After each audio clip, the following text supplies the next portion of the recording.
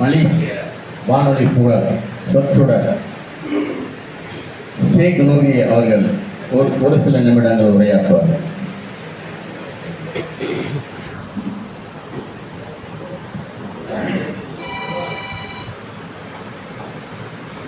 अस्सलाम वालेकुम। अस्सलामु अलैकुम वरहमतुल्लाहि वबरकातुहू।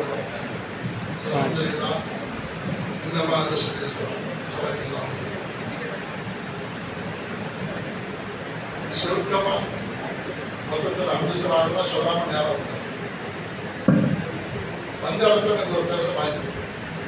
அல்ஹம்துலில்லாஹ் நம்ம ஊர் மக்கள், நமது சொந்தங்கள், நம்முடைய உலமாக்கள், நம்முடைய நாட்டில் உள்ளவங்க வந்து கட்டி கொடுக்குறாங்க, நம்ம சொந்தக்காரங்க இடத்த கொடுக்குறாங்க, எல்லாரும் தலையிட்டு இருக்கீங்க. உங்களுக்கு ஒன்று மட்டும் ஒன்று சொல்லும்.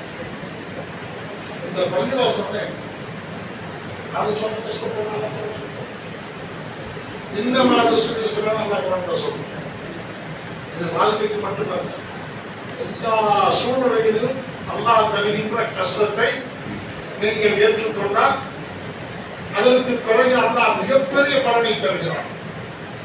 இதான் உண்மை. கஷ்டப்படாம எதுவும் கிடையாது. ஒண்ணு. ரெண்டாவது, நம்ம மச்சா சூப்பர் மச்சா வந்து திருவேற்கனார் பண்ணிட்டு வேலூர் ஒரு பள்ளி கட்டினாங்க. அங்கேயும் பிரச்சனை. அப்ப நான் போய் பேசுறேன். பிரச்சனை இல்லாத இடமே கிடையாது. எல்லா இடத்துலயும் பிரச்சனை இருக்குது. அதைத்தான் இந்த மாதிரி சொல்லி சொல்றாங்க. இதுல ஒரே ஒரு கருத்து நான் சொல்ல வேண்டியது சுருக்கமா சொல்லிடுறேன், கவனமா கேட்டீங்க. அல்லாஹ் ரப்பல் ஆலமீன் காபத்துல்லாஹ் முதல் பள்ளியாக கட்டினார். உலகத்திலேயே முதல் பள்ளி நியூட்ரல். இங்கதான் காபா கிப்லாவை பார்த்து தொழுகிறோம். கிப்லாவை பார்த்து தொழுகிறோம். ஜிஹத்தில் காபா. காபத்துல்லாவை பார்த்து தொழுகிறோம். காபத்துல்லாவை திசையை பார்த்து தொழுகிறோம். ஆனா காபத்துல்லாவை பார்த்து தொழுகிறோம். இந்த ஜிஹத்துல் காபா, காபா இருக்கிற திசை. ஆனா காபத்துல்லாவை கிழக்கு மேற்கு பாப்பா, மேற்கு கிழக்கு பாப்பா, வடக்கு தெற்கு பாப்பா, தெற்கு வடக்கு பாப்பா. அப்ப எங்க மேற்கு இருக்குது? அப்ப உலகமெல்லாம் ஜிஹத்துல் காபாவை பார்த்தாலும் அங்கிருப்பவர்கள் காபாவை காணுகிறார்கள். அந்த காபா கேட்கும் மெதுவும் மையத்தில் இருக்கிறோம். அப்ப காபத்துல சுத்துறப்ப என்ன நியத்துல சொன்னா, அல்லாஹ்வுடைய அரிசி மேல இருக்குது, கீழே காபா இருக்குது, காபாவுக்கு அரசுக்கு நடுவுல உலகம் சுத்து. இதான் ஒண்ணு. அந்த நீட்டிருக்கிற வார்த்தைக்கு தான் அந்த காபத்துல கீழே இருக்குது, மேல அல்லாஹ்வுடைய அரிசி இருக்கிறது, அரிசுக்கும் காபாவுக்கு கீழே உலகம் இப்படி சுத்து. அதனாலதான் நம்ம சுற்றிலும் காபாவை காப்போம். இது ஒரு இரண்டாவது கருத்து என்ன? நிறைய விஷயம் சொன்னாங்க. காபத்துல்லாஹ்விலே ரெண்டு பிரச்சனை. ஒண்ணு, முதல் காபாங்கிறது மணல் மேடு மட்டும்தான், ஒரு செந்நிறமான மணல் மேடு. இது போன்ற காபா கிடையாது. சொல்ற சரி, அந்த இடம் எதற்கும் ராயத்தில்லாத ஒரு இடம். விவசாயம் செய்ய முடியாது, யாரும் குடியிருக்க முடியாது, பறவைகள் வாழ முடியாது, விஷத்திற்கு இருக்க முடியாது, தண்ணீர் இல்லை, தாவரங்கள் இல்லை, எதுவும் இல்லாத இடம். அந்த இடத்துல உருவாக்கும். அதான் காப்போம். அப்ப எனக்கு ஒரு சின்ன பிரச்சனை வந்ததோட சோர்ந்து போயிடுறேன். பள்ளிவாசல் கட்டுறதுக்கு ஒரு பிரச்சனை வந்துச்சு. அப்ப இந்த பள்ளிவாசலே பிரச்சனை இல்லாம இல்லை. முதல் பிரச்சனையே காபாலதான். இப்ராஹிம் அலைஹிஸ்ஸலாம் கட்டினார்கள், இஸ்மாயில் அலைஹிஸ்ஸலாம் சித்தார் வழி செய்தார்கள். ரெண்டு பேர் தான் கண்டுபிடிச்சாங்க. சுருக்கமா வந்தார். அந்த இடத்துல இப்ராஹிம் அலைஹிஸ்ஸலாம் கட்டும் போதும் இஸ்மாயில் அலைஹிஸ்ஸலாம் உதவியாளராக இருக்கும் போதும் ஏற்பட்டதனுடைய உறவை அல்லாஹ் சொல்லியிருக்கிறார். காபத்துல்லாஹ்வுக்கு யாரும் போக முடியாது, அழைப்பாளர்களை தவிர.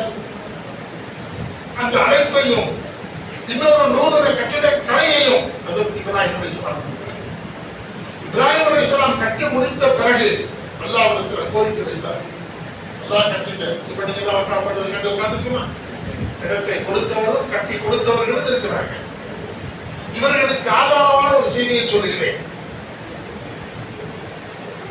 இப்ராஹிம் அலைஹிஸ்ஸலாம் வக்கா பண்றாங்கல்ல, நான் கண்டுபிடிச்சிருக்கேன் சொன்னேன். முதல் வாக்கு குர்ஆன்ல வந்து நீ அழைப்பு கொடுங்க, அழைப்பு கொடுத்தாங்க. அந்த அழைப்பை அல்லாஹ் எட்ட செய்தார். யாரெல்லாம் அதை கேட்டார்களோ அவங்க மட்டுமே இந்த கபாவுக்கு போக முடியும். எல்லோரும் இன்ஷா அல்லாஹ் ரப்பல் ஆலமீன் நம் அனைவருக்கும் இந்த பாக்கியத்தை தருவானாக. இது ஒன்று. இரண்டாவது, அங்க கற்கள் நிறைய எஞ்சிருச்சு, பச்சை கற்கள். இப்ப நம்ம இந்த கட்டடத்தை முடிச்ச பிறகு பார்த்தோம்னு சொன்னா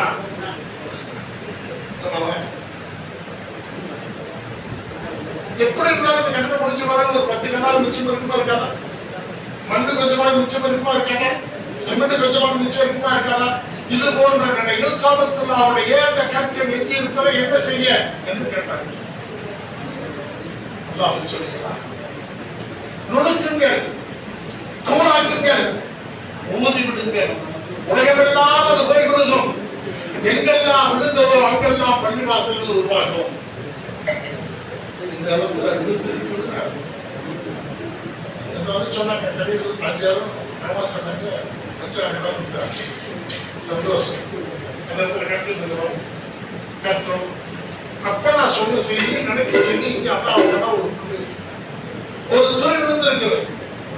அந்த காபத்துல்லாஹ்வுடைய துணி விழுந்த இடமெல்லாம் மஸ்ஜித் உண்டாகும். நாம் கவலைப்பட தேவையில்லை. எத்தனை பள்ளிவாசல் எடுத்தாலும் சரி, அல்லாஹ் உதவி செய்கிறார். புரிஞ்சுங்களா? அப்ப பாருங்க, காபத்துல்லாஹ்வுக்கு எத்தனை பேர்கள்? அல்லாஹ்வுக்கு 99 பேர், ரசூலுக்கு 99 பேர், எல்லாருக்கும் பேர் இருப்பதை விட காபத்துல்லாஹ்வுக்கு பல பெயர்கள். அதில் ஒன்று உம்முல் மசாஜித். காபாவுக்கு உலகத்தில் இருக்கக்கூடிய எல்லா மஸ்ஜித்களின் தாய் இந்த காபத்துல்லாஹ் என்று சொல்றது. அப்படி என்றால் காபத்துல்லாஹ்வுடைய பிள்ளைகள் தான். இதற்கு கட்டியவர்கள் காபத்துல்லாஹ்வுடைய குழந்தையை பாதுகாத்தார்கள், கட்டினார்கள், பெற்றெடுத்தார்கள். யாருக்கு இடம் கொடுத்தார்களோ அவர்கள் காபத்துல்லாஹ்வுடைய பிள்ளை வளர்வதற்கு இடம் கொடுத்தார்கள். ஆனால் உலகத்தில் இருக்கக்கூடிய எல்லா முஸ்லிம்களுக்கு கடமை என்ன என்று சொன்னால் கட்டி போட்டு தொழுதாலே காபத்துல்லாஹ்வின் தொழுத நன்மைகள் கிடைக்கும். இந்த உணர்வு நம்மிடத்தில் வர வேண்டும். எனவே ரப்பல் ஆலமீன் மிகச்சிறந்த இபாதத்தை பள்ளி வாயிலில் கொடுத்திருக்கிறார். இந்த பள்ளி வாயில் உலகமெல்லாம் எல்லா விஷயங்களும் நடைபெற்றன. மஸ்ஜித் நபவி போர்க்களம் நடந்தது. மஸ்ஜித் நபவி தக்பீர் செய்யப்பட்டது. மஸ்ஜித் நபவி பட்டங்கள் கொடுக்கப்பட்டது. மஸ்ஜித் நபவி குழந்தைகள் வளர்க்கப்பட்டது. மஸ்ஜித் நபவி கண்ணீர் கொடுக்கப்பட்டது. அஸ்ஹாபு சுஃபா இதெல்லாம் மஸ்ஜிதில் இருந்துதான் உருவாக்கப்பட்டிருக்கிறது. எனவே கட்டி கொடுத்தவர்களுக்கும் கட்டுவதற்கு காரணமாக இருந்தவர்களுக்கும் இன்ஜினியர் எல்லாரும் சொல்ல நம்ம உறவுக்காரர்கள். அதனால எல்லாருக்கும் சேர்த்து சொல்றேன், ரப்பல் ஆலமீன் அந்த காபத்துல்லாஹ்வுடைய உதவியாக யாரெல்லாம் என்ன செய்தார்களோ அதற்கு என்ன கூலியை தருவானோ அத்தனை கூலியையும் நம் அனைவர்களுக்கும் அல்லாஹ் தந்து தருவானாக. வாஹிது தாவானா அல்ஹம்துலில்லாஹி ரப்பில் ஆலமீன். வஸ்ஸலாம்.